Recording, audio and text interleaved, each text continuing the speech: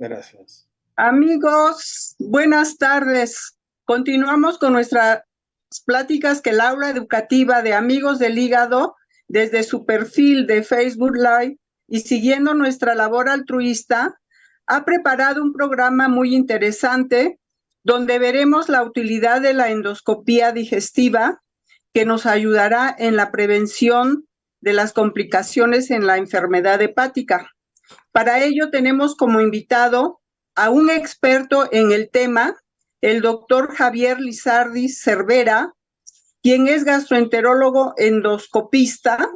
Nos platicará sobre la utilidad de la endoscopía en el paciente con enfermedad hepática. También tenemos como invitado a nuestro amigo Andrés González García, quien nos compartirá su vivencia con las endoscopías. Al final podrán hacer sus preguntas sobre alguna duda y en la coordinación nos apoya el doctor, en la coordinación de preguntas y respuestas nos apoya el doctor Jorge Luis Po, internista y patólogo clínico y director médico de Amigo, también de la Clínica RMD Ciudad de México. Le dejo la palabra al doctor Jorge Luis Po para que nos haga favor de ampliar esta presentación. Por favor, doctor Po. Gracias, querida Hortensia, y buenas tardes a todos los que nos ven desde su casa, muy cómodos. Veo que ya hay algunos saludos de gente de la Ciudad de México, pero también me están poniendo aquí en mi WhatsApp, está conectado alguien desde Costa Rica. Así es que saludos a todos. Tenemos el gusto de esta tarde de conversatorio, tener a un nuevo paciente, reforzando el enfoque de nuestros conversatorios, donde haya la parte activa de los pacientes. Gracias por estar acá, Andrés González. Y también nuevamente está con nosotros el doctor Javier Lizardi, colaborador de Aula Educativa Amigo desde hace muchos años. Gracias de nuevo, Javier. No, gracias a ti, Jorge, por la invitación y a la Hortensia, muchísimas gracias por nuevamente invitarme para platicar con ustedes. Muy bien, pues yo empezaría con una primera ronda para la presentación de nuestros invitados. Si quisieras, en una primera participación, Andrés, Con todo comentar algo de ti. Con todo gusto, doctor. Muchas gracias principalmente por la invitación. Realmente es un honor poder compartir con ustedes esta experiencia. Es una experiencia de vida y que pues nos tiene aquí, gracias a Dios, teniendo este conversatorio y poder participar en él. Bueno, pues nada, mi nombre es Andrés González, como ya lo conocen. Tengo 58 años de edad.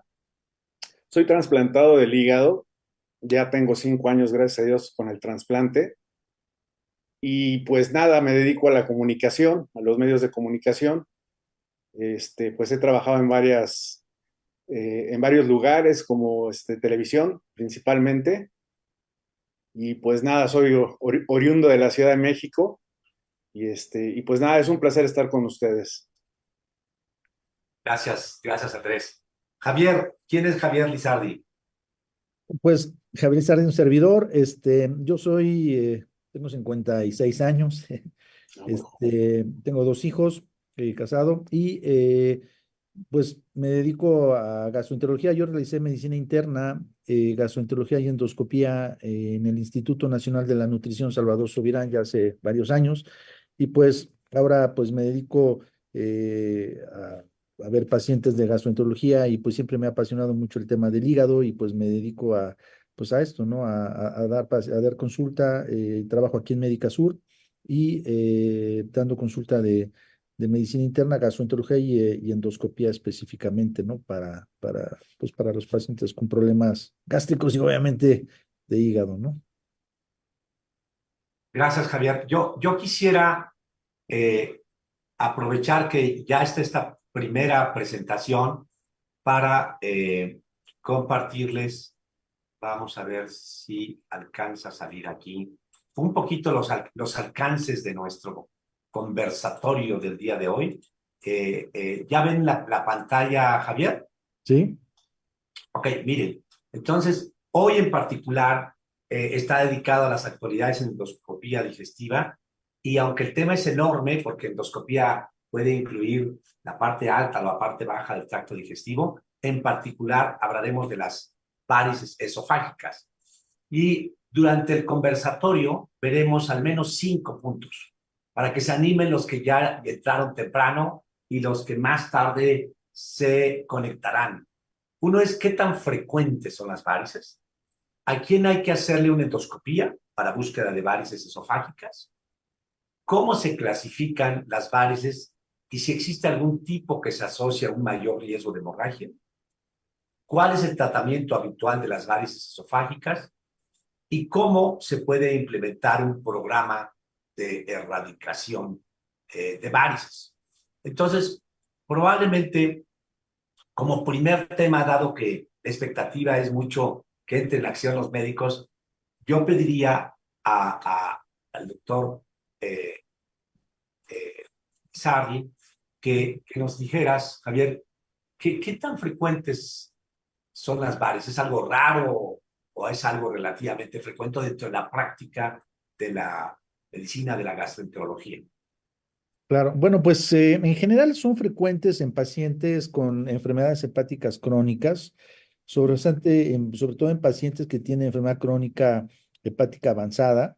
eh, pues siempre hay mayor probabilidad de que este subgrupo de pacientes que cuando ya tienen pues esta enfermedad hepática crónica avanzada, como consecuencia, pues existe un incremento de la presión portal, ¿no? Y este incremento de la presión portal, pues predispone que este subgrupo de pacientes tengan mucho más riesgo de desarrollar varices esofágicas. Evidentemente, no tanto en las etapas iniciales, pero sí en etapas un poquito más avanzadas en donde hay mayor grado de presión portal, una presión portal que decimos presión portal clínicamente significativa, donde sabemos que este subgrupo de pacientes tienen más riesgo de desarrollar varices, pues lo vemos más en este subgrupo de pacientes y pues sí es frecuente verlas, ¿no? Y hay varios parámetros que nos ayudan un poquito a evaluar a estos pacientes, sobre todo mediciones de algunos estudios, por ejemplo, desde el punto de vista de laboratorio, una biometría hemática en donde podemos evaluar el nivel de plaquetas, que ahora sabemos, por ejemplo, que pacientes que tienen niveles de plaquetas bajas de 140,000 tienen más riesgo de desarrollar varices esofágicas, o en estudios no invasivos que se hacen en la actualidad, como la elastografía, donde sus niveles de kilopascales que vemos en estos pacientes por elastografía por arriba de 15 o 20 kilopascales, sabemos que tienen pueden inferir que tienen una hipertensión portal clínicamente significativa, y entonces es a ellos a donde tienen más frecuencia o más probabilidad de tener, de que casi con seguridad estamos, ahora sí que, perdón, la redundancia, con seguridad que tienen varices esofágicas, ¿no? Entonces, lo vemos más bien en pacientes con enfermedad hepática crónica avanzada y sobre todo con estos dos parámetros, ¿no? Plaquetas bajas de 140,000, o en pacientes que se hacen estudios muy invasivos como la elastografía, niveles elevados de estos valores nos predice, nos puede decir que tienen mayor riesgo de tener varices, y a ellos hay que evaluarlos para descartar que tengan varices, ¿no?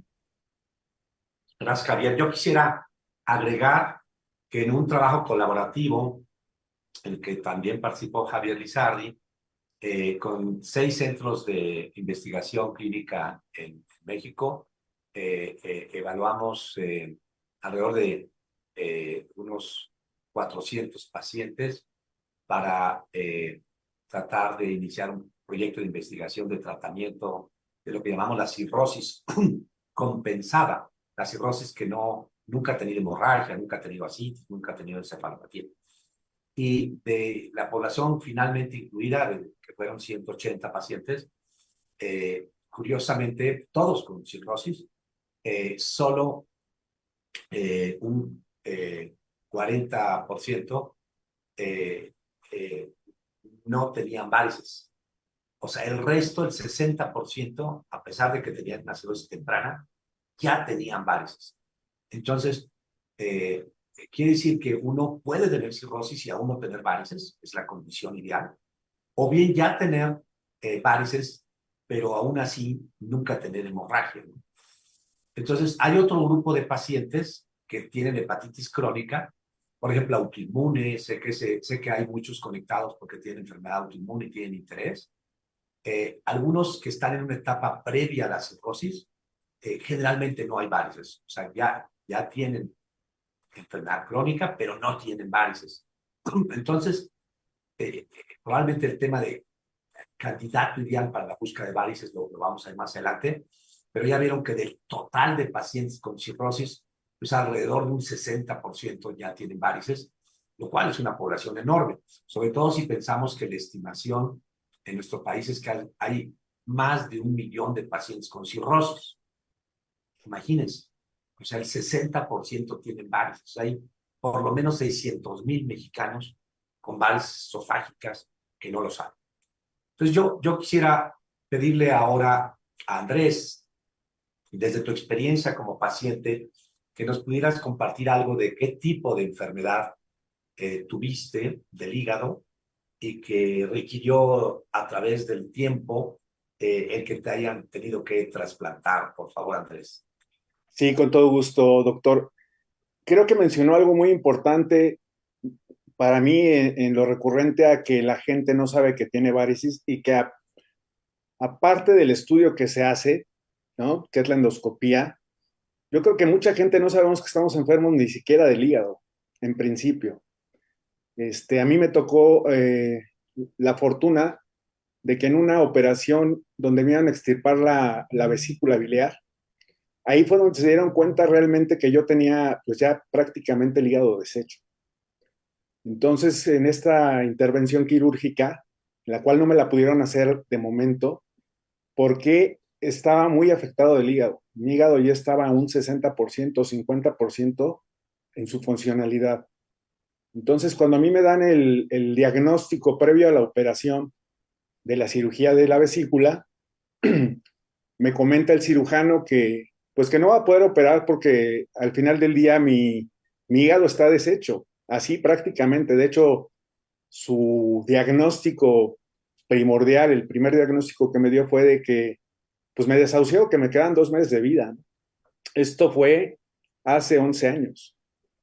Entonces, pues sí es un golpe muy fuerte porque pues el hígado no avisa. Y es muy importante dentro de este mismo esquema que podamos hacernos chequeos, ¿sí? Yo nunca he tomado alcohol y tenía una cirrosis hepática, ¿no? Por hepatitis autoinmune. Pero pues no se sabía hasta ese momento cuál era la causa de esta parte de tener el hígado tan afectado.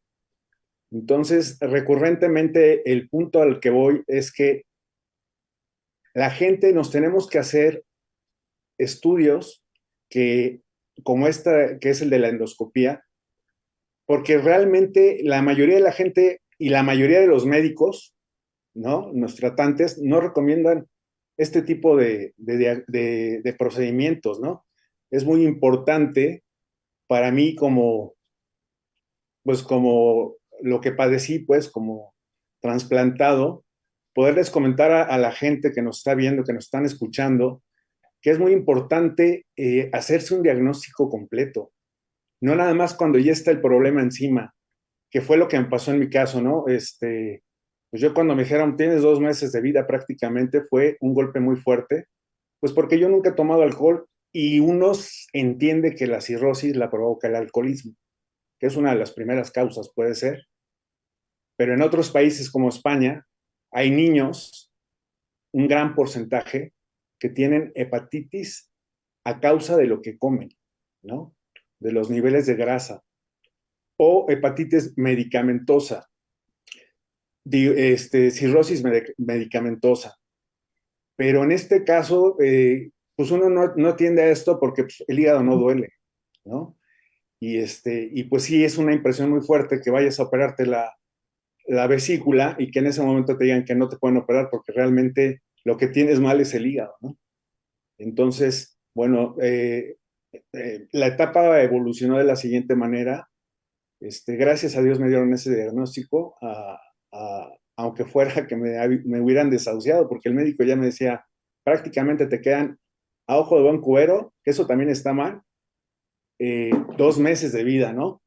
Entonces yo creo que se tiene que tomar por parte de la clínica, de los médicos, algo más serio y no poder dar una valoración así a grosso modo de lo que te sucede, ¿no? Pues, o sea, me hubiera dicho, te tienes que ir a checar, tienes que hacer este procedimiento. Claro, era un cirujano prácticamente que se dedicaba a hacer este tipo de cirugías, pero bueno, tuvo el alcance de poderme decir que pues, tenía 2 meses prácticamente de vida cuando realmente no conocía a fondo ni siquiera un estudio, pues, clínico que se acercara para poder dar esta valoración así simplemente, ¿no? Y al final del día uno como paciente pues no entiende lo que está pasando. Yo nunca he tomado alcohol y pues no sabía por qué. Al final del día pues sí, ya se hicieron estudios más adelante. Yo estuve buscando el hígado 5 años en este estado, que en realidad yo no me sentía mal, no me dolía nada, pero mi cuerpo, por mi situación hepática, se fue atrofiando poco a poco a lo largo del tiempo hasta llegar a este procedimiento que es el trasplante de hígado. Y por muchas de las situaciones que pasé a lo largo del deterioro del hígado, que fue bajando su función, pues yo busqué la forma de hacerme de los mejores médicos, de los mejores diagnósticos, y fue ahí donde empezó esta situación para poderme hacer diversos estudios para ver qué había ocasionado esta situación de esta cirrosis que yo tenía. Pues entender lo que es una hepatitis autoinmune. Uno no sabe qué es esto y clínicamente pues creo que algunos doctores se reservan mucho el tema de poder explicarte realmente con peras y manzanas qué es lo que está sucediendo en tu cuerpo, cuáles son los pasos a seguir, cuál es la metodología que uno tiene que entender para poder afrontar la situación, tanto anímicamente como fisiológicamente. Entonces, yo quiero pues comentar, igual hay muchos pacientes que nos están viendo que están en el proceso de llegar a un trasplante hepático o que ya se lo hayan hecho, porque finalmente es una situación muy difícil de atender en lo emocional prácticamente, porque no es nada fácil que, pues emocionalmente tu cerebro pues, te va haciendo pedazos, ¿no? Aparte de tu cuerpo, pero pues hay que estar en una situación muy concentrada en donde tienes que prácticamente poner todo de tu parte y sí se puede lograr.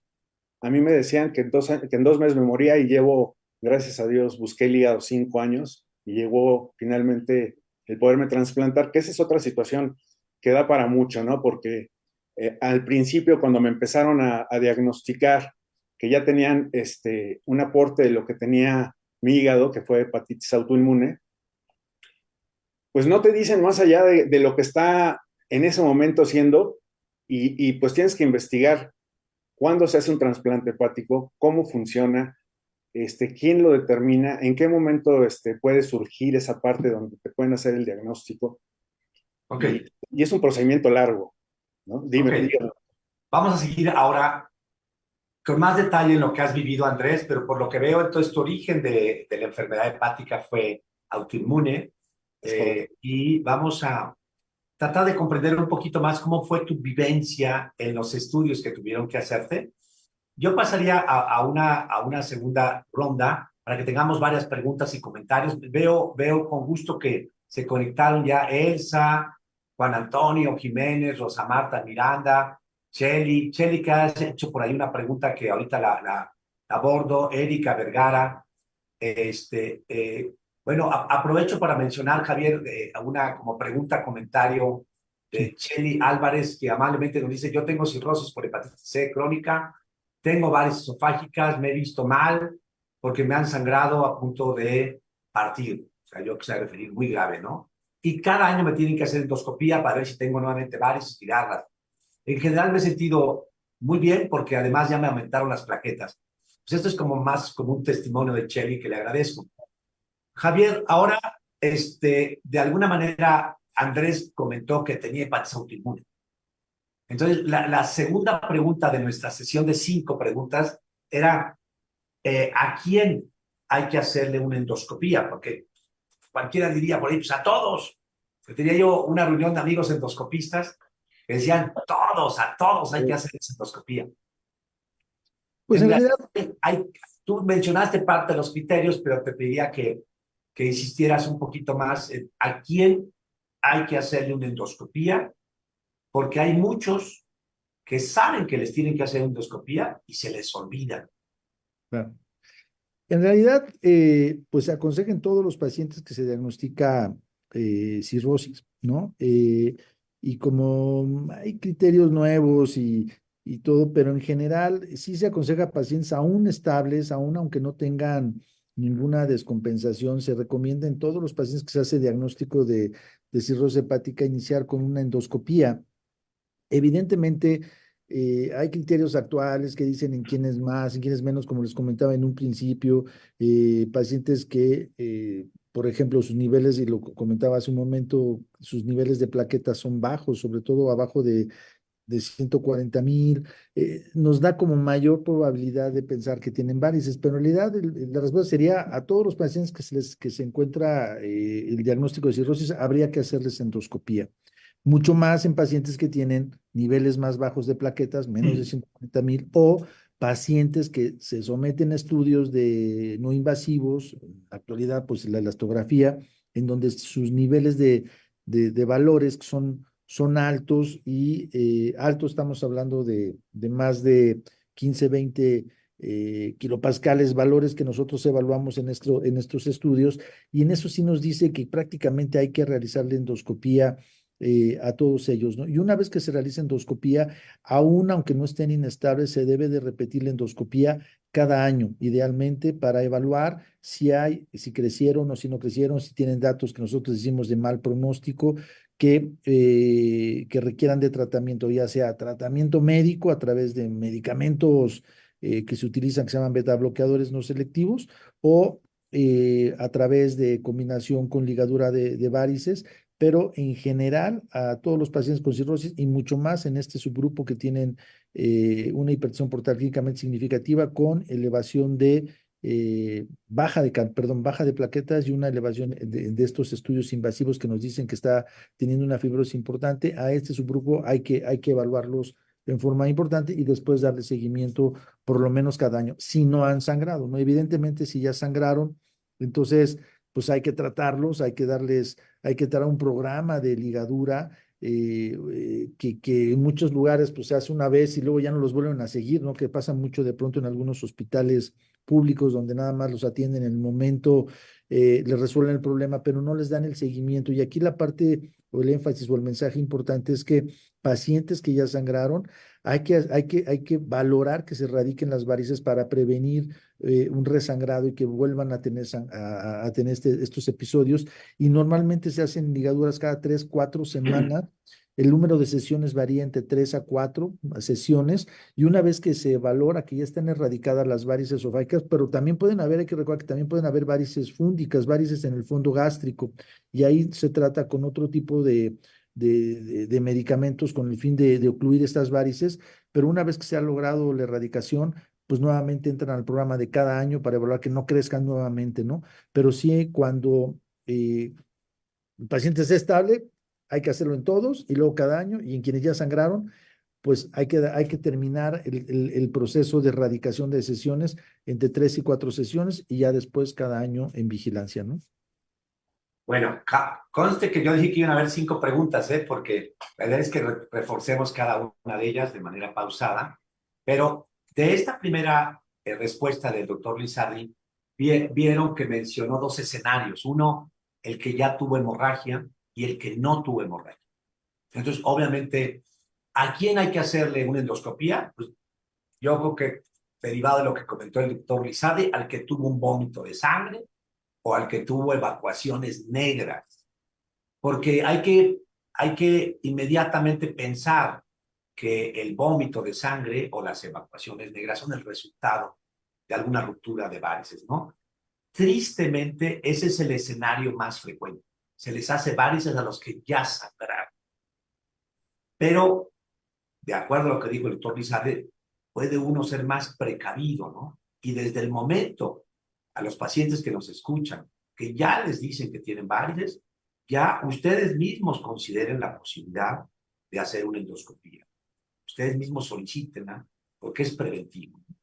Entonces yo le preguntaría aquí a Andrés, que yo veo que es inevitable que piense en el trasplante, pero ahorita no piense en el trasplante. Ok.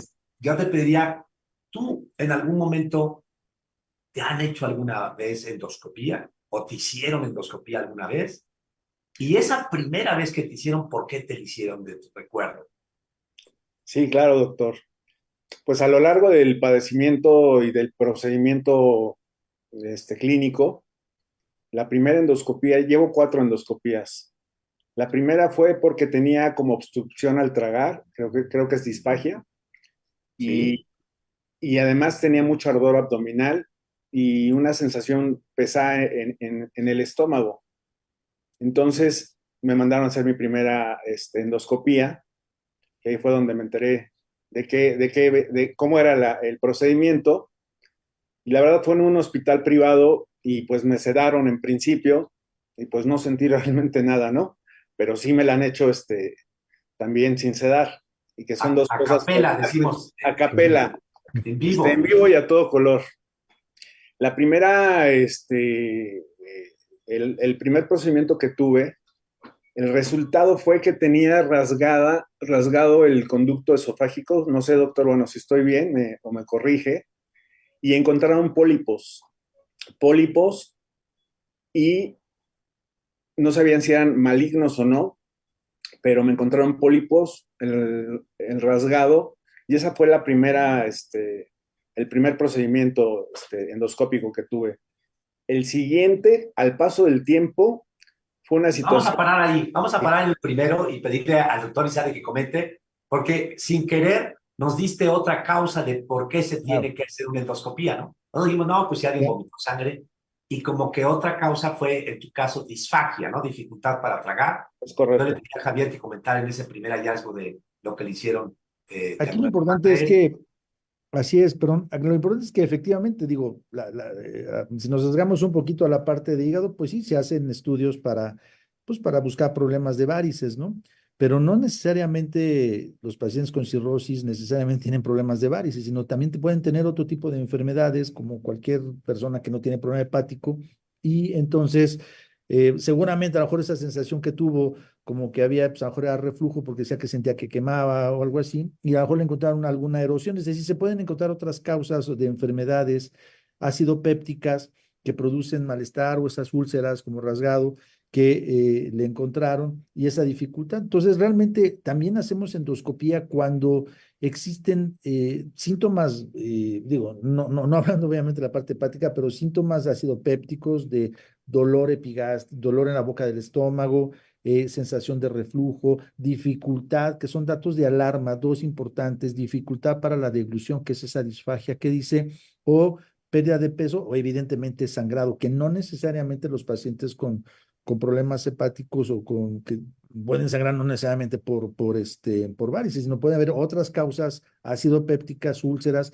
que pueden originar sangrado. Entonces, realmente está indicada una endoscopía también en quienes tienen datos de alarma, como baja de peso, como sangrado o dificultad para la deglución, que fue lo que tuvo y que fue la indicación seguramente para hacer la endoscopía, ¿no? Y ahí seguramente se encontró esta úlcera, este rasgado, que seguramente haber sido alguna úlcera, y como parte a lo mejor de los hallazgos habrán encontrado algunos pólipos, pero finalmente también nos ayudan a descartar otras causas no variciales de problemas en el esófago o en el estómago que pueden causar también sangrado y que es importante evaluar, o algún otro síntoma ácido péptico de dificultad para deglutir, que son datos de alarma que decimos y que hacen indicativo el hacer una endoscopia tanto en cirróticos como en no cirróticos, pero finalmente también nos ayudan a descartar otras enfermedades, otras posibilidades diagnósticas en un paciente con problema, en este caso de hígado, pero que también pueden tener problemas acidopépticos, ¿no? Y seguramente pues eso fue lo que pasó, ¿no? ¿Okay? Entonces, fue tu primera experiencia con la endoscopía, Andrés. Era llamativo porque en esa primera experiencia, a pesar de que te habían dicho que podías tener ya un hígado cirrótico, según el hallazgo de la cirugía durante la colecistectomía, pues no tenías varices, o sea, tenías más bien un desgarro y lesión esofágica probablemente por reflujo. Ahora, yo quiero aprovechar a otra ronda para Javier relacionado con el punto 3, y voy a dejar un poquito la imagen, ahí se ve de nuevo, ¿verdad, Javier? Así La se ve. pregunta 3 es que cómo se clasifican las varices y que pudieras aprovechar este esquema Ajá. y si hay algún tipo que se asocie un mayor riesgo de hemorragia. O sea, pensemos en alguien que por primera vez se confronta con varices y entonces que pudieras ampliar un poco más de la clasificación de los tamaños y por qué Claro. otros hallazgos de endoscopía que tú conoces que pudieran asociarse un mayor riesgo de hemorragia. Claro, sí, hay muchas clasificaciones que aparecieron a lo largo del tiempo para la clasificación de varices esofágicas. Lo que vemos actualmente es una clasificación que las divide, como es medio subjetivo, por eso vieron muchas clasificaciones, pero ahora las clasificamos en pequeñas, medianas y grandes. Pequeñas generalmente son varices que al momento que entramos por endoscopía desaparecen a la insuflación, se colapsan y son pequeñitas y no tienen mayor problema. Y de ahí pues están las grandes que por el tamaño pues evidentemente es como se evalúan y las grandes generalmente rara vez se pierden al momento de insuflar, están presentes todo el tiempo, son varices muy ingurgitadas, sobre todo que van casi del tercio medio al tercio distal y pueden tener otros puntos que nosotros evaluamos que decimos que son de mal pronóstico.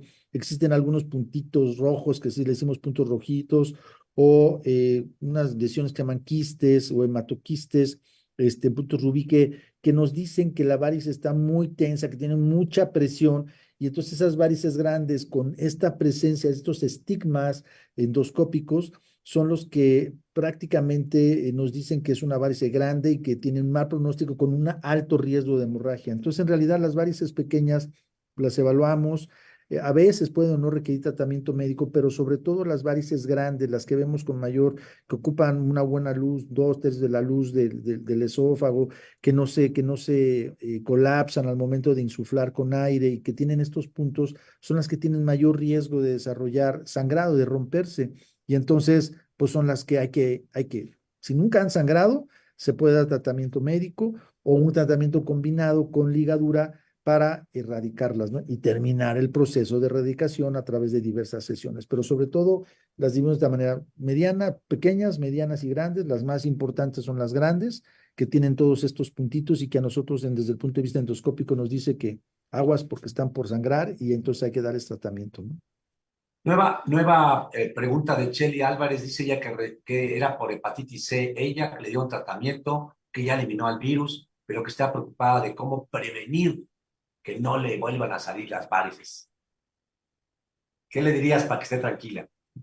Pues hay que hacerse estudio endoscópico cada año, estar vigilando. Qué bueno que se erradicó el virus, finalmente el efecto sobre el hígado pues ya se pierde de daño y que está haciendo que obviamente haya menos daño a nivel hepático, pero finalmente lo que hay que hacer es estar vigilándose cada año, el hacerse una endoscopia para vigilar el tamaño de las varices, ¿no? O sea, varices pequeñas, yo creo que hay que vigilar, varices grandes, medianas grandes, son las que hay que darle tratamiento y es lo que habría que hacer, a estarse haciendo estudio endoscópico de forma anual para prevenir y evaluar que no crezcan, ¿no?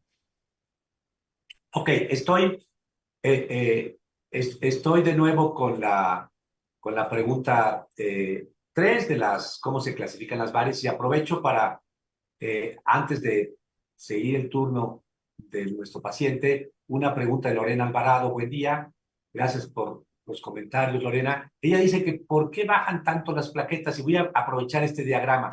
Imagínense que la sangre llega al hígado a través de la vena porta. Y esta vena que llega a la puerta del hígado, y por eso se llama porta, se enfrenta con que el hígado está endurecido, que tiene muchas cicatrices, que tiene lo que nosotros llamamos fibrosis. Entonces, el flujo sanguíneo a través de un órgano lleno de fibrosis se dificulta. Entonces, parte de esa sangre, digamos, se congestiona y refluye hacia atrás. No puede avanzar. Lo ideal es que la sangre pasara por el hígado, se filtrara, se purificara y que de ahí pasara hacia el corazón. Pero como se dificulta el paso, se empieza a regresarse y parte de esa sangre se va hacia el vaso. El vaso crece enormemente y al crecer atrapa plaquetas. Entonces, casi siempre, cuando detectamos que además hay plaquetas bajas, pensamos que ya hay hipertensión portal, que ya está congestivo el sistema. Pero vean que si la sangre se queda ingurgitada en el abdomen de la vena porta o en el vaso, no se soluciona el problema de que la sangre debe regresar al corazón. Debe haber un ciclo de circulación continua. Entonces la sangre busca caminos paralelos. Si no puede pasar por el hígado, se va por estas venas gastroesofágicas, que algunas de ellas se vuelven muy prominentes y que logran pues pasar de la adventicia, luego el músculo, y luego se meten a la mucosa esofágica y un mal día pueden romperse, ¿no? Entonces, por eso es la relevancia de poderlas clasificar y estudiar y hacer. Ahora, vuelvo de nuevo, Andrés. Andrés, en tu primera endoscopía no había varices. ¿En qué momento, pero te han hecho 4, te hicieron 4, en qué momento ya te dijeron que tenías varices y cuál fue tu vivencia como paciente al enterarte de las varices? Bueno, la tercera endoscopía fue donde me diagnosticaron que tenía varices y úlceras y un quiste en el hígado. Esa endoscopía sirvió para eso. Y conforme iba avanzando el tiempo, iban saliendo más cosas, ¿no? Entonces ahí fue donde se dieron cuenta que ya había esa parte de úlceras, que bueno, también eran un peligro, ¿no? Porque la úlcera va creciendo y puede entonces por ese conducto haber sangrado. Entonces están muy meticulosos en ver cómo y qué tratamiento pudiese haber para que controlar este tema, ¿no? Por otro lado, a mí me dio ascitis y se me fue inflamando durísimo el estómago. Y ahí fue también donde, ahorita que habla de las plaquetas, me vino una baja de plaquetas durísima. Yo ya estaba en estado anímico y el vaso, que es el que ahorita nombro, se quedaba con todo, o sea, con todas las plaquetas se empezó a inflamar y se agrandó el vaso. Entonces yo empecé a tener varios tipos de conflictos, pues porque va avanzando el problema, o sea, no se para y se queda ahí nada más. Empieza a evolucionar y empiezan a haber más complicaciones conforme pasa el tiempo, porque entonces el vaso se empieza a hacer más grande, porque me hacen el estudio igual para ver y detectar si no hay neoplasias o neoplasias, no sé cómo se diga. Neoplasia, neoplasia. Gracias. Y bueno, pues se encuentran finalmente las úlceras y las varices. Ya dentro de otras cosas, el quiste en el hígado, y pues iba poniendo más ruda la cosa, ¿no? La experiencia en cuanto a la tercera endoscopía que me hicieron, ahí sí fue una endoscopía en vivo y a todo color. Pues uno estaba acostumbrado a que poner el brazo y se duerme uno, ¿no? Y ya amanece todo bien. Pero en esta ocasión sí fue en vivo y a todo color. Es un tratamiento que sí es algo, o más bien muy pesado, porque pues tiene su situación de cuando meten el instrumento, el endoscopio, la lamparita, el respira hondo, el no vayas a vomitar, o sea, pues sí son situaciones difíciles. Y esa fue la tercera, donde salieron todos estos resultados, donde ya tenía úlceras gástricas, donde ya tenía las varices, y pues también se localizó el quiste en el hígado, ¿no? Ok, gracias, Andrés. Pues Ok. yo, como ven, de pronto aparece este hallazgo ingrato de las varices y mucho del tema es qué hacer, pero hay algunos pacientes que saben que tienen varices y que lo han dejado como algo pendiente. Esto es comprensible. A veces el ser humano, que es cuando se confronta con la adversidad, tiende a negar la realidad o la enfermedad y a veces puede posponer. Pero hay algo muy curioso, y a esto es otra pregunta, comentario para el doctor Lizardi, que en varios pacientes atendidos en el sector salud público por un vómito de sangre, la cuantía del vómito es pequeña, llegan a urgencias y les dicen, eh, eh, oiga, usted está bien, no se preocupe, su presión arterial está bien, usted sangró, pero su hemoglobina anda en 12. No se preocupe. Le vamos a dar cita gastro y le dan cita dentro de 3 meses.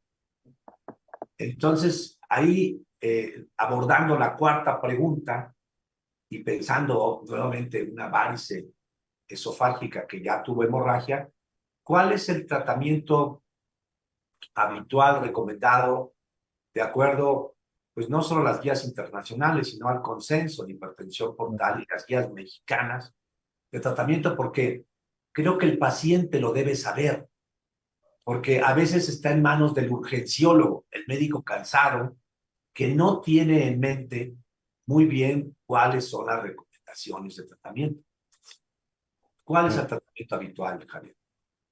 El tratamiento habitual en un paciente que llega con sangrado, vómito con sangre o que tuvo evacuaciones negras, melénicas, pero sobre todo sangrado, hematemesis o que le decimos así, que vomitó sangre, pues evidentemente primero ver que esté estable, decimos nosotros hemodinámicamente, ¿no? Ver que la presión esté bien, que los signos vitales de presión, frecuencia cardíaca, en fin, estén dentro estables. Si están bajos, entonces primero pues hay que resucitarlo, decimos, desde el punto de vista de soluciones. Hay que ponerle soluciones para comenzar a mejorar el volumen sanguíneo.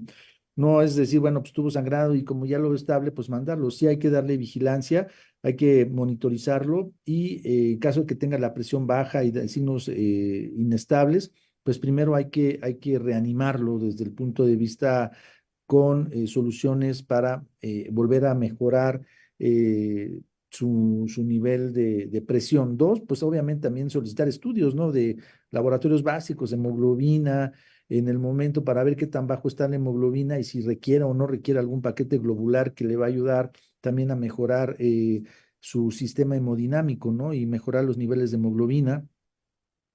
Eh, Cuando esté inestable, a veces lo que se hace en la entrada es, se pueden dar medicamentos que mejoran la presión portal. Y ahí hay varios medicamentos, uno que se llama terlipresina, otro que se llama este, somatostatina, octreotide, sobre lo que usamos mucho es la terlipresina, que lo que ayuda es se pasan en bolos en unos cuantos, de hecho se da por unos cuantos días, 3 a 5 días, y lo que ayuda es a mejorar la circulación, decimos nosotros esplácnica, y ayuda a mejorar la presión portal, y les ayuda a estos pacientes en forma aguda a mejorar el sangrado en lo que lo estabilizamos y se puede dar esto durante por lo menos 3 a 5 días, estos medicamentos. Pero una vez que esté estable en estas primeras horas, no máximo de 24 horas, hay que hacerle una endoscopía, ¿no? Una vez que esté estable endoscópicamente, que esté estable hemodinámicamente, que veamos que por lo menos el sangrado por lo menos ha parado, en las primeras 24 horas ideal hay que hacerle una endoscopía, pues para ahora sí revisar, porque la principal causa de hemorragia digestiva, aunque pueden ser úlceras y todo, en un paciente con cirrosis, lo más seguro es que sean las varices esofágicas, ¿no? Entonces, primero, pues resucitarlo, me refiero desde el punto de vista de hidratación, de mejoría de todo su sistema hemodinámico, colocación de estos medicamentos desde el punto de vista intravenoso, y una vez que están en las primeras 24 horas, intentar hacer una endoscopía, evaluar, y en ese sentido, si es por varices, que lo más seguro es que sea así en estos pacientes, entonces sí, poderlos ligar y empezar con las primeras sesiones de ligadura, ¿no? Me parece que eso sería de entrada lo primero que se tendría que hacer. No podemos minimizar ningún sangrado, aunque esté estable, se tendría que vigilar idealmente en un área de urgencias o en un área de terapia, y una vez que veamos que esté estable y que no hay otra cosa, entonces sí, en las primeras 24 horas realizar estudio endoscópico, pero siempre tratar de que el paciente esté estable hemodinámicamente. A veces no se puede, a veces sí necesitamos entrar en forma aguda, bueno, porque sí necesitamos pararlo, pero lo ideal es resucitarlo desde el punto de vista soluciones, medicamentos que les digo, estos medicamentos intravenosos que mejoran la presión y les ayuda, y una vez estable, entrar con el endoscopio y hacer este procedimiento de ligadura, que es lo que generalmente hacemos. Bien, gracias a los mensajes que nos han enviando Silvia García, a Gustavo Roquellí, que nos está viendo de Querétaro. Hay una pregunta de Erika Vergara que dice que si un paciente con cirrosis estable, sin varices, dice, ¿es perjudicial que cargue peso o haga esfuerzos para ejercitarse. Yo rápidamente le comento a Erika que ahí hay dos escenarios, el que no tiene varices y el que sí tiene varices, y en ambos está el tema de que no debería yo cargar aquí peso, ¿no? Bueno, en realidad hay varios estudios que hablan de el efecto del ejercicio en pacientes con cirrosis hepática, y la buena noticia es que no aumenta el riesgo de hemorragia, más bien ayuda el ejercicio rutinario a reducir la presión portal, mejora la circulación, entonces no hay una contraindicación formal para hacerlo. Si alguien se siente un poco angustiado, en fin, debe empezar gradualmente su ejercicio, probablemente al principio solo aeróbico, caminar, hacer probablemente bicicleta, bailar, que son ejercicios, nadar, que son ejercicios aeróbicos muy sencillos, antes de empezar con programas de ejercicio con pesas o ligaduras, o ligas, perdón, que serían más notables. Bueno, Andrés, volviendo a ti, yo creo que el que uno piense que hay una hemorragia, que tiene varices, debe ser algo tremendo. Yo les digo a mis pacientes que piensen que esto es como descubrir en tu casa que hay una humedad grande en el techo. O sea, yo puedo dejar que ahí sigan. Me aguanto, pues hay una humedad, sí, ya sea de ver, ya necesita impermeabilización. Sí, pero es una humedad grande, que ve uno que está creciendo. Entonces, lo ideal es hacer algo. ¿Cómo fue tu caso, la vivencia ya de hacerte una endoscopía?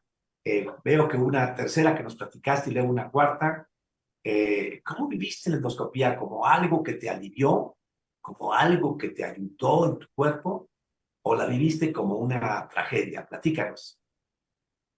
Sí, claro, doctor. Bueno, en principio, pues sí es algo que uno desconoce y realmente, pues en cada resultado que vas teniendo y que te van explicando, pues porque uno no sabe qué va a pasar con las varices, no sabe qué va a pasar con las úlceras, cuál va a ser el protocolo a seguir, ahora qué parte viene, ¿no? O sea, uno ya está en la expectativa de, ahora qué toca, ¿no? O sea, ya ya un estudio, ya otro estudio, y bueno, pues es un tema que no nada más son estudios de este tipo, son otros tantos estudios que a uno le hacen, ¿no? También me tocó que me hicieran la colonoscopía, que bueno, puede ser un protocolo igual, pero de otra forma.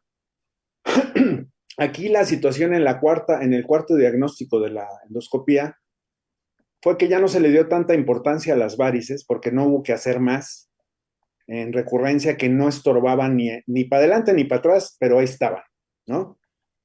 Lo que sí era como un punto de enfoque era la situación de las úlceras, porque las úlceras, ya por la citis que yo tenía, por el volumen del abdomen que tenía 173 centímetros de abdomen. Órale. O sea, yo no veía el piso, para pronto, ¿no? Yo estaba súper inflamado el estómago por la citis y además estaba chupado en la cara, yo estaba muriéndome, ¿no? Entonces ya no sabes para dónde va. Pero esta última endoscopía que me hicieron fue para ver las úlceras gástricas, para ver qué evolución iba a haber, porque era como el tema de te las engrapamos, ya estaba en un riesgo de que reventara. Y entonces ya iba a ser otra situación completamente diferente. Pero yo estoy hablando ya del cuarto año de estar buscando el trasplante, ¿no? Entonces fue una determinación que se tomó. Yo la verdad, yo ya no quería, o sea, ya era mucho por lo que había pasado. Y yo tuve un episodio de coma parcial de 3 días, y pues yo ya no estaba como consciente de lo que pasaba. También tuve una cirugía que por esta situación de la citis me llevó a una cirugía me quitaron el quinto disco lumbar. Entonces eran muchas cosas en conjunto, ¿no? Pues salí de una, entré a otra, y la última endoscopía que me hicieron previo a la operación, pues fue exactamente para ver y determinar si había una situación donde pudieran engrapar las úlceras, que no fue necesario, gracias a Dios, pero yo ya estaba a punto, ¿no? de operarme y pues llegó el trasplante y fue pues lo que aconteció para que estuviéramos aquí platicando, ¿no? Gracias a Dios y pues al esfuerzo y a la batalla de durante 5 años enfrentarte a cosas muy difíciles que uno no conoce, ni bueno, pues, digo, el doctor está acostumbrado a hacerlas, pero el padecerlas, pues es una situación muy difícil porque no nada más es eso, sino es otra cosa, es la encefalopatía, es que ya empiezas a dejar, a tener episodios de encefalopatía, donde ya no reconoces ni dónde están, te dan ataques de pánico. O sea, es una situación muy complicada. Claro, cada especialidad atiende a una situación, como ahorita el doctor bien lo dice, bueno, la endoscopía sirve es la instrumentación que se utiliza para ver lo de las varices, para ver si se ligan, pero bueno, yo creo que tiene un espectro más amplio, ¿no? Todo el conjunto del padecimiento. Entonces yo creo que por eso, yo lo digo como paciente, yo no conozco, digo, ni por poco lo que el doctor sabe y conoce, pero yo creo que a todos los pacientes que nos vemos implicados en estos casos, es muy importante que el médico tratante tenga esa cercanía y ese tacto para decir lo que pasa, lo que está pasando y lo que puede pasar, ¿no? En el resultado que pueda dar un gastroenterólogo que se especializa como el doctor, hacer estas endoscopías, que puedan dar el resultado, que bueno, es inmediato si no ha habido otra situación tocada ahí en la endoscopía, pero creo que es muy humano aparte que te digan realmente qué está pasando, porque es que quién sabe, ¿no? Pues ahí están los pólipos, pero pues quién sabe qué pasa, ¿no? Y de verdad a uno se angustia, ¿no? Porque no sabe realmente cómo va a evolucionar o a involucionar. Entonces, pues sí es muy bueno que tener todo este avance tecnológico, que es formidable, pero también esa comunicación y ese contacto para poder decir qué viene, si se tienen que engrapar las úlceras, si se tienen que ligar las, ya se me fue Las varices, las varices, ¿por qué me las dejaron ahí? O sea, yo no entiendo qué pasó, pero bueno, funcionó acorde a que pudiera yo estar bien, pese a que ella estaba muy mal, ¿no? Entonces, pues esa es parte pues, del testimonio, ¿no? gracias, Andrés. Comentarios a esto de las úlceras y las varices de Andrés. Tenemos otras 4 preguntas para hacerte un comentario breve de esto, las úlceras y las varices, para aclararle a Andrés o a cualquier otro paciente. Sí, pues en realidad, como comentaba hace rato, pues en realidad, pues no solamente se pueden tener problemas de varices, sino podemos tener otro tipo de enfermedades dentro del estómago o del esófago, del duodeno, que en este caso que pueden sangrar, ¿no? Y que pueden haber problemas. Entonces, realmente, pues la endoscopía nos permite evaluar toda esta parte, ¿no? O sea, sí o no hay varices, pero sí o no hay otro tipo de enfermedades dentro de estómago o otro tipo de enfermedades dentro del duodeno que se pueden tratar, ¿no? Por ejemplo, pacientes que tienen úlcera, pues en general la mayoría de las veces se pueden tratar con tratamiento médico. Hay diferentes grados de las úlceras, algunas úlceras que sí están sangrando, otras que se les ve solamente un vasito, otras que ya se están cicatrizando. Y aquellas, por ejemplo, que sí se ve que están sangrando, que no paran, son las que engrapamos, les ponemos unos hemoclips para cerrar, ¿no? Pero bueno, finalmente son tratamientos específicos dirigidos y que a veces al momento de hacer la endoscopía, pues es esos hallazgos y están sangrando y no mejoran con tratamiento médico o puede coadyuvar al tratamiento médico este tipo de tratamientos de clipaje, ¿no?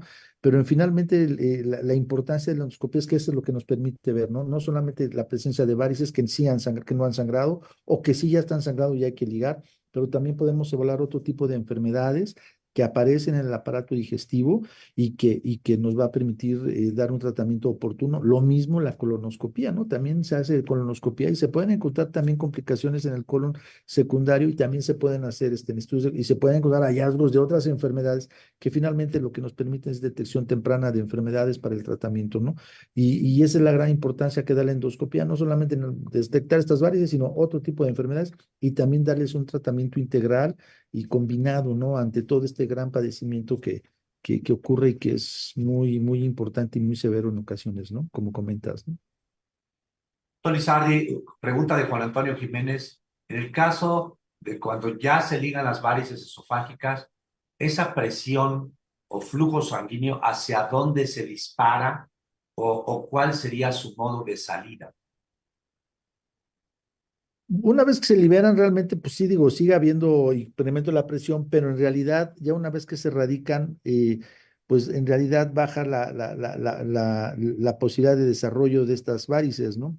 Evidentemente, si sigue habiendo hipertensión portal, pues tiene un aumento en la probabilidad de que crezcan, pero en general con el tratamiento de erradicación, pues es difícil que se vuelvan a formar y pues la presión pues sigue estando ahí, ¿no? O sea, finalmente sigue habiendo hipertensión portal, pero le disminuimos un riesgo de sangrado importante y de riesgo de mortalidad, ¿no? Porque sabemos que las varices cuando se rompen y que no se ligan, tienen un riesgo de mortalidad hasta un 60%, ¿no? Entonces es muy importante, por lo menos con esto, aunque la presión portal va a seguir ahí, le disminuimos un riesgo importante de mortalidad cuando se erradica, ¿no?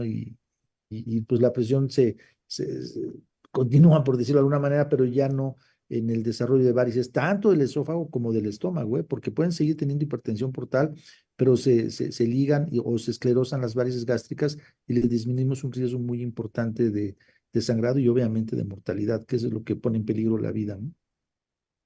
Eh, para Andrés, Valeria dice, Andrés, ¿nos puedes compartir brevemente tu experiencia de las dos formas distintas, con anestesia o sin ella, de las endoscopías? Sí, claro, con todo gusto. Pues realmente digo, es un procedimiento no invasivo. Este, la verdad es que las tres que me hicieron en privado fueron realmente por vía venosa, me anestesiaron, me sedaron, vamos a decirlo así, y pues desperté después de la sedación sin sentir absolutamente nada, un poquito mareado, te esperas a que se pase, va contigo alguien que te acompañe para regresar a casa y se acabó hasta ahí, ¿no? Uno no se entera de más. Y la otra, pues sí fue una situación, digo que uno no está acostumbrado a eso, pero te lo hacen sin sedación, y pues toda la situación donde te introducen el endoscopio, que es una sonda con una camarita muy pequeña, una microcámara con luz, y te la van metiendo por el tracto digestivo, pues sí se siente, digo, pues se siente feo. Yo creo que cada quien siente, hay gentes que dicen que no, pero bueno, o sea, y yo en lo particular, en mi caso, yo realmente sí sentí, bueno, sientes que se te mete la sonda, la vas sintiendo, ¿no? Y es muy pesado porque pues, te están agarrando casi casi para que no te muevas y el doctor está haciendo el procedimiento y no te muevas y no vayas a vomitar y respira por la nariz y es muy rápida, pero sí es muy molesta. ¿Para qué vamos a decir que no? En lo personal a mí sí me causó una situación de impacto, pues porque era la primera que me hacían en vivo y a todo color, sin sedación, y pues de las otras no sentí, realmente no sentí nada, o sea, tu intravenosa, por vía de la vena, y te quedas dormido y despiertas y no pasó absolutamente nada. Javier, tú actualmente estás en la práctica del sector privado, pero durante muchos años también te tocó estar en nutrición y te tocó vivir las endoscopías eh, sin anestesia, sin sedación. Yo estuve, parte de mi entrenamiento fue en Francia y me tocó ver que varias de las endoscopías se hacían sin sedación, y en Barcelona, en el mismo templo de la hepatología, el Hospital Clínico, una alta proporción de pacientes se hacían sin sedación. ¿Por qué se hacen endoscopías sin sedación en el sector público, Javier? Yo creo que probablemente por el costo, ¿no? Que implica los medicamentos, ¿no? El sedante que se utiliza, probablemente sea más bien costos, ¿no? Yo lo vería tal vez de esa manera, ¿no? Que incrementa, son muchísimos pacientes y el costo que se da del sedante, el anestésico, pues me parece que es la causa primordial, ¿no? Del costo que implica, ¿no? A veces les hacíamos con un poquito de anestésico local. Ahí en nutrición les poníamos un poco de midazolam, un medicamento que pues poníamos por la vena y tratarlos de dormir un poquito para que sintieran menos, pero yo creo que está en relación a los costos médicos del medicamento, que son muchos pacientes, como comentabas en un principio, ¿no? La cantidad de pacientes que hay con varices, la cantidad de procedimientos que se hacen, y pues yo creo que esto hace que se hagan de esta manera, ¿no? Me parece que es el costo como tal, ¿no? Lo que hace que no se hagan en los hospitales públicos en forma con sedación, ¿no? Pero yo lo vería en ese sentido, ¿no? Yo también he hecho la reflexión pensando no solo en el tema de médico individual, bien el paciente específico, imaginando más bien un escenario epidemiológico de las grandes volúmenes. Yo creo que tenemos una saturación de Sí. nuestros servicios de atención hospitalaria en nuestro país.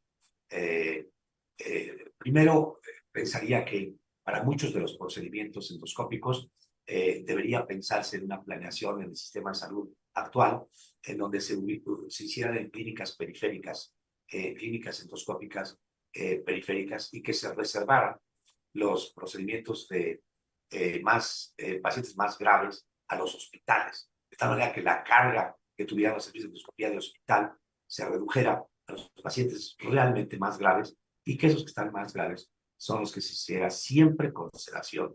Y en cambio los pacientes más selectivos, programados sin hemorragia activa, eso se pudieran hacer en clínicas periféricas. Pero eso implicaría una redistribución del presupuesto. Creo que sería una buena propuesta para los candidatos actuales que les interesaran los temas de salud, Salud, porque sin claro. duda necesitamos reformar el sistema. Es difícil que los hospitales, el Instituto Nacional de Nutrición, que sigue teniendo casi las mismas camas que hace 20 años el Centro Médico Nacional Siglo XXI, López Mateos, o el 20 de noviembre, o el Juárez, que siguen teniendo casi las mismas instalaciones que hace 30 años, puedan dar servicio a una población mexicana que ha crecido, pero que pasamos de 70, 80 millones de habitantes ahora a más de 120 millones de habitantes, ¿no? La demanda, sin duda, ha crecido y sí Y, es necesario y hacer además, el cambio. no solo el costo del medicamento, sino también, pues, digo, obviamente el sedarlos implica tener un anestesiólogo, ¿no? En no todos los lugares hay anestesiólogos específicamente hay tantos procedimientos quirúrgicos que a lo mejor le dan más prioridad a los procedimientos quirúrgicos de quirófano, y aquí pues sí se requiere de un anestesiólogo que, como sea, es un recurso humano, monitorización, ¿no? Tener el equipo para presión, para saturómetro, o sea, y muchos lugares no cuentan ni siquiera con esta parte. Entonces yo creo que todo, no será el medicamento, equipo, recursos humanos, ¿no? Que es lo que incrementa el costo de hacerlo con sedación, a lo mejor, ¿no? Sin duda, sin duda. Ahora, hay una pregunta que está un poco desfasada del tema de hoy, pero con gusto lo comento, de Celia Alvarado. Dice que ella tiene cirrosis autoinmune, pero y que está en espera de un trasplante, y eh, quiere saber qué significa autoinmune, y que si eso se le va a quitar después del trasplante, una vez que está trasplantado. Bueno, en realidad, autoinmune es un término muy peculiar que tiene que ver con nuestro sistema de defensas. Inmune es nuestro sistema propio de defensas, ¿no? La saliva, las lágrimas son ya nuestras defensas, pero inmune tiene que ver también con células en nuestro cuerpo, linfocitos, que producen anticuerpos, generalmente contra microbios externos. Pero a veces nuestro organismo se equivoca y produce anticuerpos contra el propio órgano, contra el hígado. Entonces, el origen autoinmune es que uno se está dañando sin querer. Y esto, que parece muy complejo, pues es la base de algunos padecimientos, no solo del hígado, de la tiroides, hay tiroides autoinmune, de las articulaciones, hay artritis reumatoide autoinmune, y así hay varios padecimientos autoinmunes en diferentes partes del cuerpo. Y esto pues tiene solución, para eso existen los especialistas de cada órgano que pueden lograr estabilizar las cosas. Javier, otra pregunta muy técnica de Magdalena Yepes, que ¿cuál es la diferencia entre endoscopía y colangiografía? Ok. Bueno, en realidad endoscopía es un término genérico, ¿no? Endoscopía puede ser endoscopía del aparato digestivo superior, endoscopía del aparato digestivo inferior. Endoscopía, la mayoría de las personas lo ubica hacia la endoscopía del tracto digestivo superior, que en realidad el término correcto es panendoscopía, ¿no? Pero endoscopía en general es, o la gente lo conoce como la endoscopía de que evalúa esófago, estómago y duodeno. Y la colangiografía, bueno, hay varios tipos, hay colangiografía por rayos X, pero también hay colangiografía por endoscopía. Y es una endoscopía en donde, con un endoscopio específico que nos permite entrar hasta el duodeno donde desemboca el conducto biliar y se canula y se hace la colangiografía endoscópica, pero es un estudio específico para evaluar la vía biliar, ¿no? Cuando hay problemas de cálculos, tumores, etcétera, es un estudio específico que evalúa la vía biliar por endoscopía, pero hay colangiografía por rayos X, colangiografía por resonancia magnética, son estudios de imagen, pero lo que evalúa fundamentalmente es la vía biliar. Y la endoscopía, pues es específicamente la evaluación del esófago, estómago y duodeno, aunque el nombre correcto que le damos es panendoscopía, ¿no? Bueno, veo que ha causado mucha polémica este tema de con anestesia, sin anestesia, pero leo el comentario. Lili Bermón dijo, yo ya lo viví, duele mucho, y después la recuperación pues fue dolorosa. Lorena Alvarado dice, a mi hermana se le hicieron en el IMSS, en la raza, y se le hicieron con sedación, afortunadamente. Entonces, no siempre el medio público nos va a hacer sufrir, ¿no? Hay centros públicos donde todo pasa muy bien. Yo ya me tocó vivir una endoscopía por otra indicación, no, el hígado. Afortunadamente me la hizo mi amigo el doctor Javier Lizaldi, y pues la verdad, me dijeron, oye, el anestesiólogo que estaba ahí al lado me dijo, oye, piensa en un lugar que te gustaría estar ahora relajado. Le digo, ¿qué tal la playa? Sí, piensen en la playa. Y me dijo, bueno, 10, 9, 8, 7. Yo confié en sus manos, me puso una sustancia para dormirme, y al rato, no supe cuánto tiempo, ya Javier me dijo, oye Javier, oye Jorge, ¿cómo te sientes? Y le dije, listo, cuando quieras ya puedes empezar. No, ya terminamos, ya terminamos. Entonces no me percaté de nada, de nada, de nada. Y claro, eso sería el ideal de un estudio, ¿no? Pero yo les diría que en la complejidad, una vez, a mí me gusta llevar la dimensión del cuerpo humano a una casa, porque la casa, que es donde físicamente vive una familia, una pareja, a veces dos o más familias, requiere mantenimiento continuo, y también las casas se enferman. Yo alguna vez, con mi esposa buscando casa, vimos una casa preciosa, y pues yo me subí al techo a verlo. No me gusta subirme a todos lados. Y me llamó la atención el techo porque había visto humedades desde abajo, la cocina, y todavía visto ciertas humedades en el techo. Entonces dije, me voy a subir al techo. Me trepé al techo. Era un techo muy lindo desde afuera, de teja. Y lo que encontramos era que había grietas en el techo. Habían varias tecas que faltaban. Había, desde luego, falta de la carpeta, estaba prácticamente sin impermeabilización. O sea, había que hacer un manejo muy amplio, ¿no?, del techo para repararlo. Me acuerdo que llamamos a alguien y me dijo, no, pues esta es albañilería profunda. O sea, casi le tienen que rehacer su techo, porque no solo es que esté una humedad sensible. Yo creo que cada vez que se hace un diagnóstico de varices, las condiciones pueden ser variables. Ya escuchamos al doctor Javier Lizardi, a veces varices solo en el esófago, a veces en el esófago y en el estómago, a veces son pequeñas, a veces son grandes, a veces tienen estos puntos rojos, rubí, o quistes hematoquísticos. O sea, hay variantes de las varices, ¿no? Y a veces, para acabarla de molar, el paciente además tiene úlceras, ¿no? Como podría ser el caso de Andrés. O además el paciente además tiene el tiempo de protrombina muy prolongado. Oye, pero además el paciente tiene así. No, bueno, entonces el escenario de cada paciente es difícil. Pero más allá de la angustia, la recomendación ahí, Andrés, que te va a tocar ser asesor de otros pacientes, que confíen en un diagnóstico de un experto, y que se planee esto de manera apropiada. Yo creo que tiene que haber una planeación. Y por eso la última pregunta de las que teníamos preparadas para el doctor Guisardi es cómo se planea una erradicación de varices. ¿Sí? Hace rato alguien preguntó, bueno, pues se liga, pero ¿por dónde se van? No, la sangre va a regresar al corazón. El chiste es que esa sangre, la presión, ya no esté en el esófago. Probablemente van a seguir las varices, pero internas, porque va a seguir habiendo la comunicación de retorno. Pero el chiste es que ya no esté en el esófago.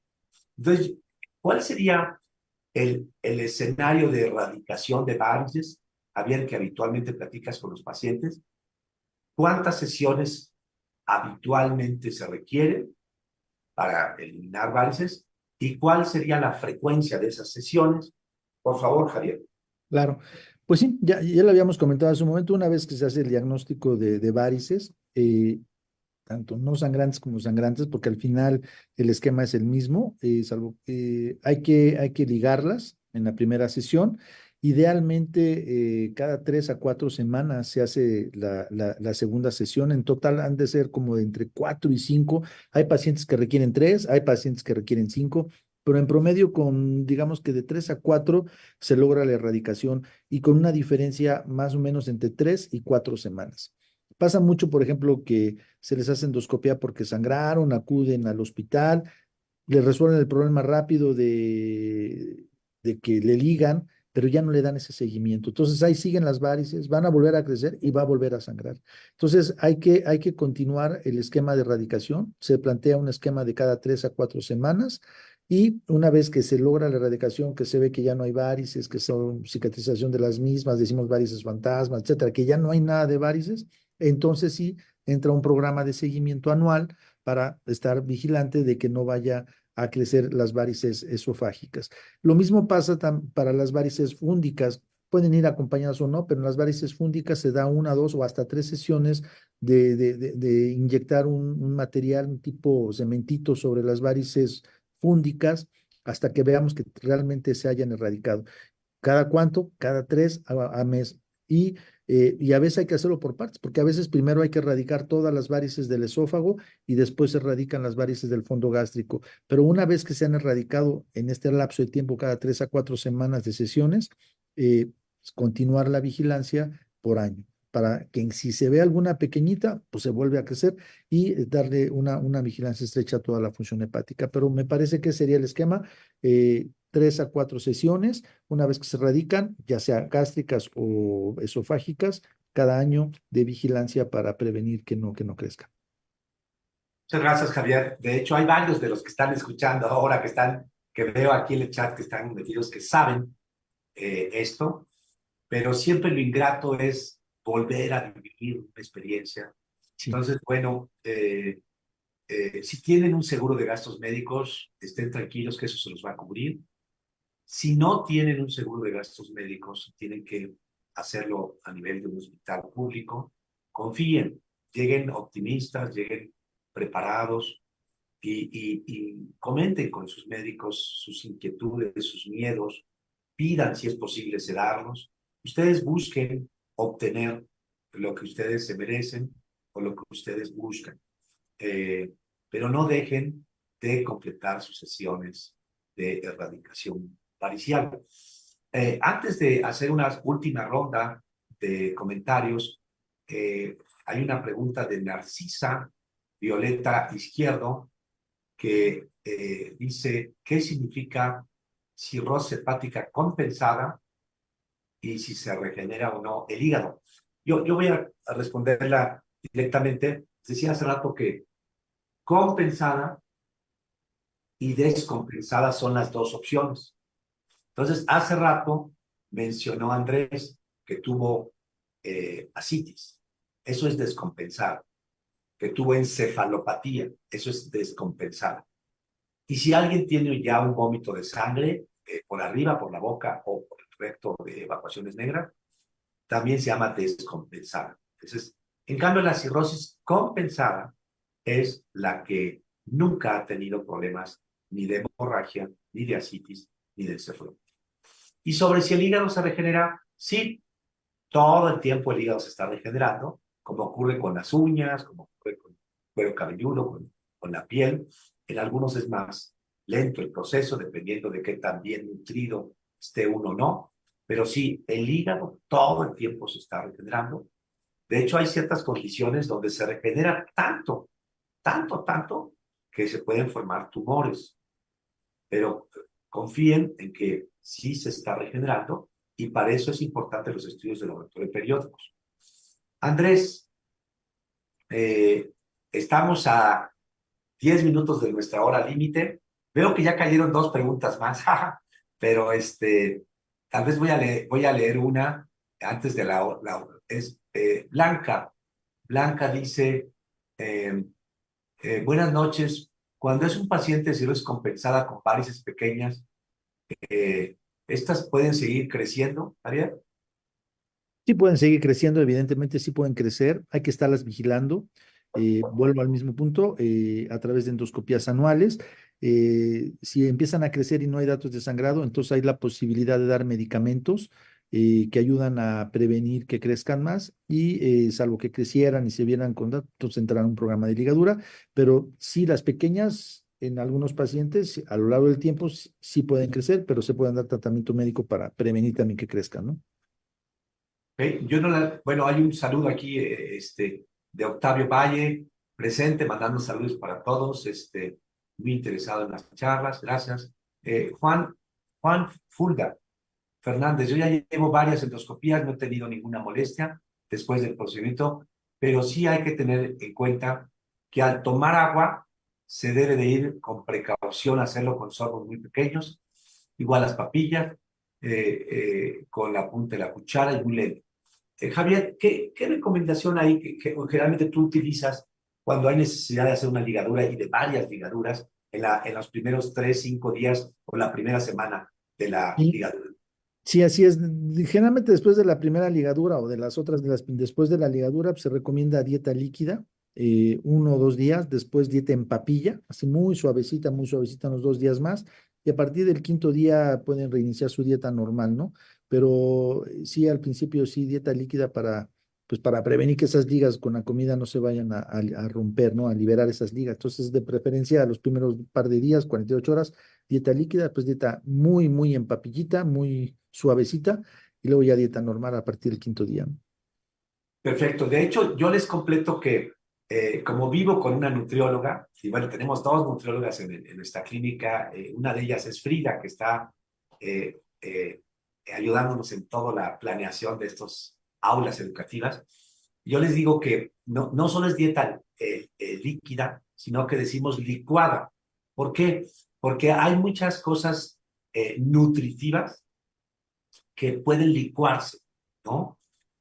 A veces piensa uno en la líquida nada más como un juguito, ¿no? Bueno, Juguito claro. de manzana, agua, no. Licuada. Se puede hacer un licuado altamente nutritivo que en esos primeros 3, 5 días pueden ayudar a que el paciente no siga desnutriéndose y eso puede ayudar. Y por eso, pues parte del equipo de salud ideal es que estemos los médicos con las nutriólogas y a veces con más, pues, expertos en temas de salud apoyando al paciente, ¿no? Adri Fer nos manda saludos desde Buenos Aires. Saludos, Adri. Dice qué buena información. Ella tiene colangitis biliar primaria, estadio 3. ¿Alguna recomendación para alguien con colangitis biliar primaria, estadio 3, Javier? Bueno, aquí tiene la primera estadio 3. Bueno, pues hay, en cuanto a qué, en cuanto del punto de vista. En cuanto a esto de la posibilidad de si tiene o no necesidad de una endoscopía, ¿qué le recomendaría? Si tiene o no necesidad de evaluarse Pues para la evaluarse búsqueda con de varices. una endoscopía, o hacerse primero mejor una elastografía para ver qué tanta fibrosis tiene, Exacto. y si ya pasa a cierto límite de, como comentaba en un principio, de sus niveles de elastografía elevados, pues entonces a lo mejor evaluar, elevados me refiero a más de 20, pero si son pequeños, menos de 10 o en ese rango todavía puede estar en vigilancia, y si no, pues entonces si ya es más alto, valorar hacer algún estudio endoscópico, ¿no?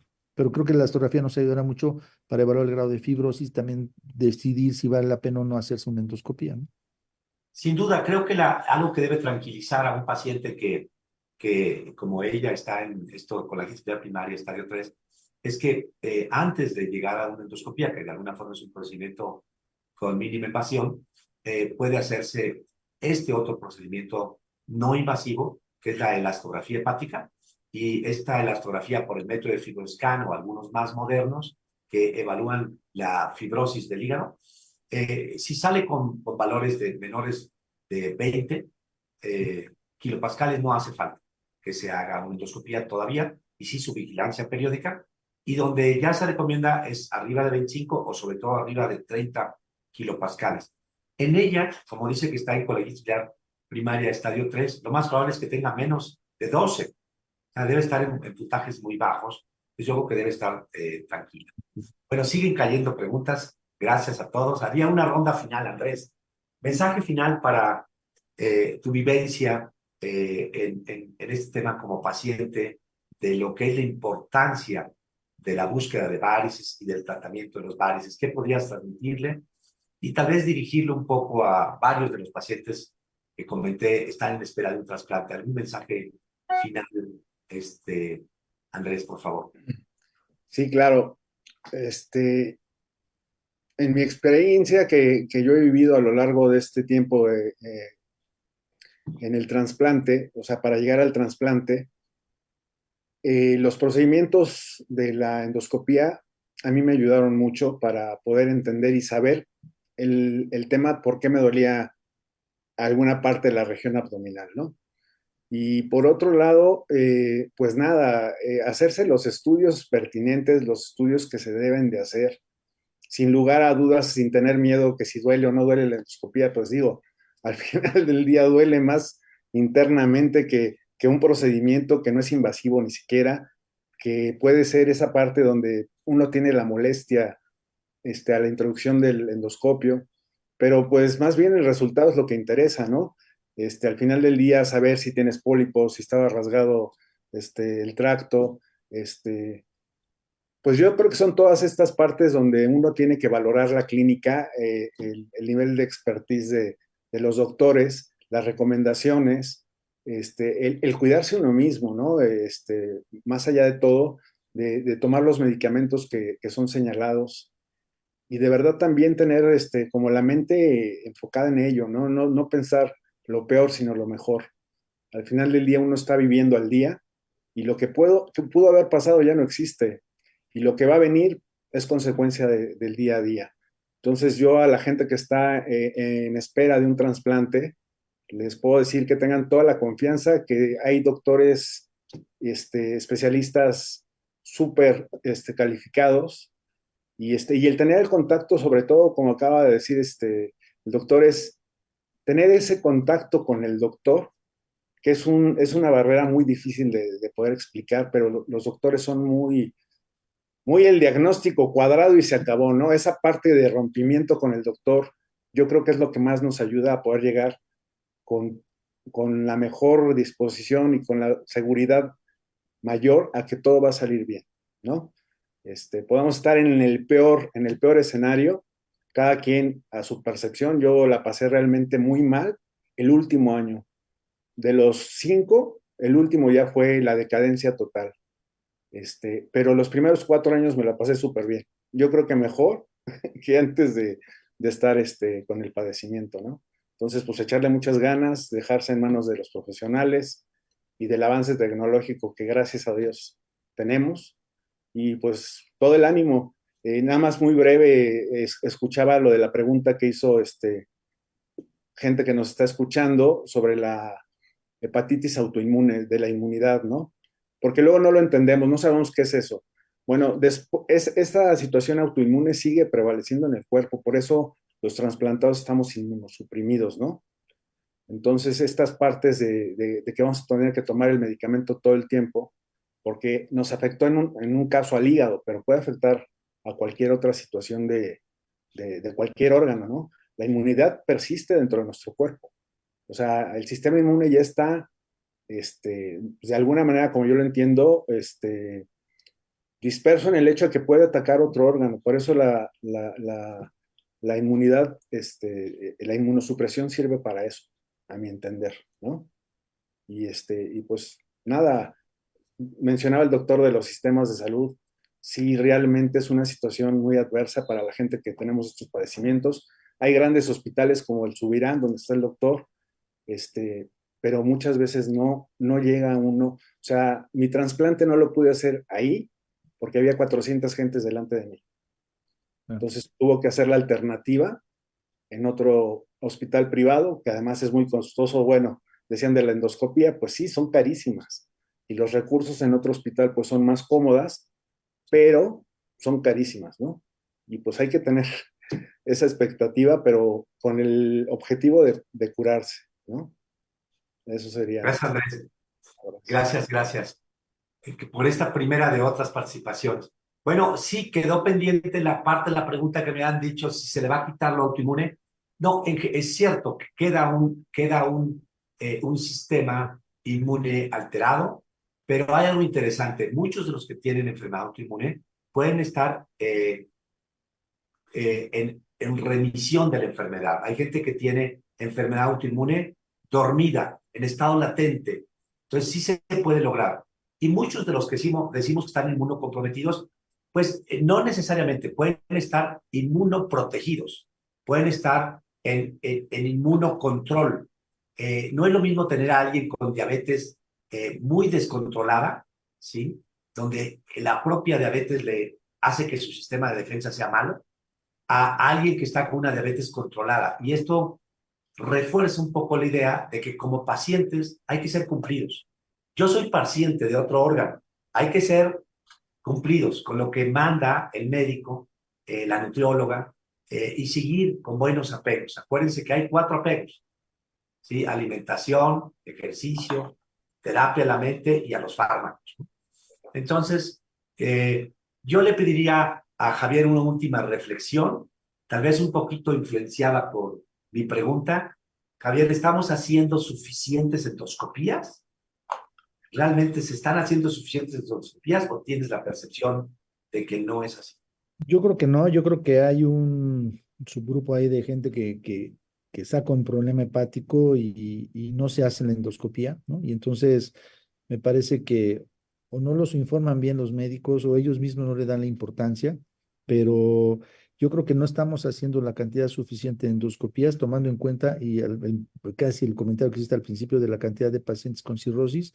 Entonces, creo que necesitamos trabajar todos, entre pacientes, entre médicos, para concientizar a todo el grupo y a todos los pacientes para saber que se tienen que hacer la endoscopía, que puede salvar vida, ¿no? Que puede ser a lo mejor un poquito incómoda, pero que al final salva vidas, detecta enfermedades, no solamente en este caso varices, detección temprana de cáncer, que es algo bien importante, presencia de enfermedades inflamatorias. Entonces yo creo que estamos, no hay una gran cantidad de endoscopías que quisiéramos hacer, pero finalmente creo que hay que fomentar, hay que hacer campañas para ayudar a que la gente se haga endoscopía a pacientes hepáticos, pacientes para detección temprana de cáncer gástrico, detección temprana de cáncer de colon y otro tipo de enfermedades que creo que se pueden detectar con la endoscopía y que al final pues va a redundar en beneficio a largo plazo, ¿no? Sobre vida y mejor calidad de vida, ¿no? Sí, recuerden que siempre el que madruga, Dios le ayuda. Si alguien le hace una endoscopía y le dice, no tiene varices, pues qué gran noticia, ¿no? Qué gran noticia. Entonces, o si no, oiga, pues tiene varices, pero hay que atenderse, pues ya es una oportunidad para mejorar. Mil gracias a nuestros invitados, Javier, Gracias. Andrés, y Gracias. yo como coordinador le cedo la palabra a nuestra presidenta del grupo Amigos del Hígado, Hortensia, para que hagas el cierre oficial, por favor, y los mensajes que vengan Muy bien. al futuro. Muchas gracias, profesores. Muchas gracias, Andrés. Pues solo nos queda agradecer al doctor Javier Lizarde Cervera por tan excelente conferencia, al doctor Jorge Luis Po, a nuestro amigo Andrés González García y a todos los que se conectaron, esperando que esta plática les sirva para cuidar su salud hepática. Y bueno, y ya en otras cuestiones les quiero informar que nuestra próxima sesión es el miércoles 12 de junio. Siempre digo el año porque me gusta hacerlo, de 2024, en donde veremos un tema también muy interesante con el doctor Juan Alfredo Tamayo y Orozco, el cual es actualidades en osteodistrofia y enfermedad hepática, donde veremos la importancia de los huesos y la importancia del músculo en pacientes con enfermedad hepática. Como ven, no se pueden perder esta plática, también va a estar muy interesante. Por otra parte, los invito a visitar nuestra página web, que es www.amigo.com. Y pues un abrazo con mucho cariño y gracias nuevamente. Gracias. Gracias. Gracias. Gracias, gracias.